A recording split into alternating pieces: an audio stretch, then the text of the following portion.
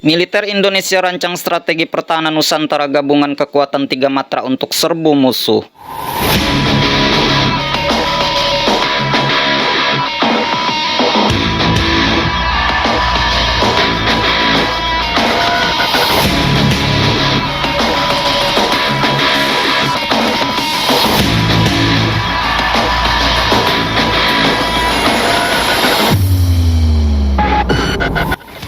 Militer Indonesia setidaknya harus bersiap mengenai situasi terburuk, yaitu meletusnya perang. Situasi bisa bertambah lebih buruk lagi bila militer Indonesia harus menghadapi pertempuran tidak berimbang, yakni lawan yang mempunyai kemampuan jauh di atas militer Indonesia.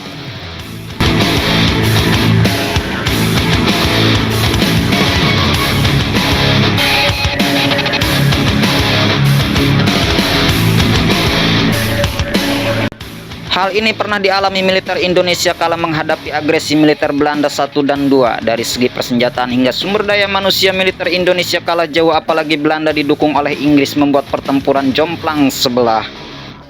Tetapi militer Indonesia bersama rakyat ternyata berhasil menahan gempuran Belanda itu. Indonesia memakai siasat nomor 1 yang digagas Panglima Sudirman, yakni masuk ke hutan untuk mengubah Pulau Jawa sebagai medan gerilya besar.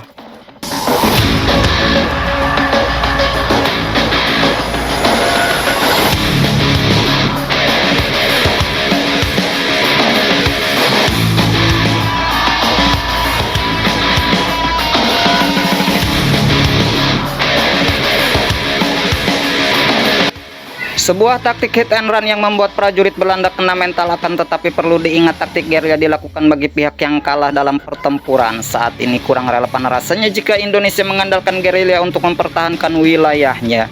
Harus ada strategi lebih konkret, yakni modern warfare atau memenangkan perang linear.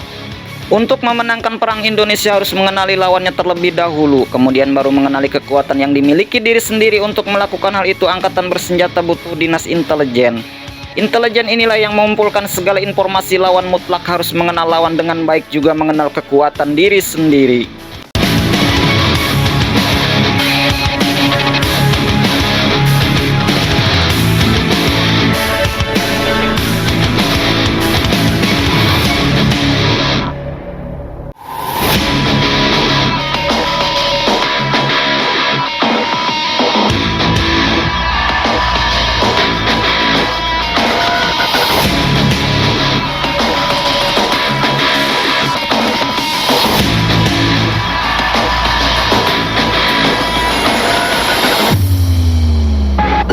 Pada umumnya negara-negara di dunia melakukan pengumpulan data intelijen negara-negara di sekelilingnya yang berkaitan dengan kekuatan, kemampuan, dan kerawanan data. Data-data tersebut dikenal sebagai order of battle atau diterjemahkan sebagai susunan bertempur musuh.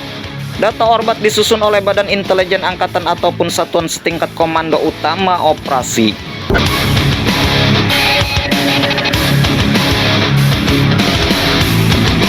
Setelah data terkumpul, maka militer Indonesia akan mengenal struktur organisasi pemerintahan maupun angkatan bersenjata lawannya. Data ini digunakan untuk menentukan prioritas sasaran strategis lawan mana dahulu yang harus disingkirkan. Komposisi yaitu sebuah struktur dan organisasi mulai dari tingkat angkatan ke bawah. Disposisi merupakan lokasi geografis dari kekuatan-kekuatan yang dinyatakan sebagai struktur komando dan kekuatan satuan penggempur strategis serta pertahanan.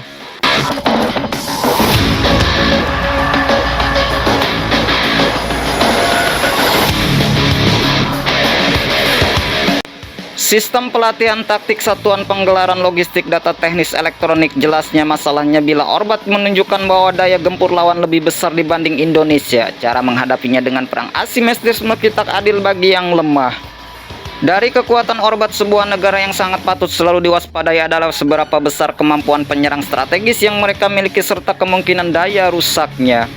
Mau tidak mau, Indonesia akan menghadapinya dengan kombinasi serangan dari darat, laut, dan udara. Strategi pengawalan Nusantara ini memadukan strategi dari matra ketiga, yaitu strategi pengawalan pulau besar oleh Angkatan Darat, strategi pertahanan laut Nusantara oleh TNI Angkatan Laut, dan strategi udara ke Pulau Nusantara oleh TNI Angkatan Udara menjadi satu kesatuan strategi militer yang komprehensif dalam menjaga keamanan, integritas, dan keutuhan negara kesatuan Republik Indonesia.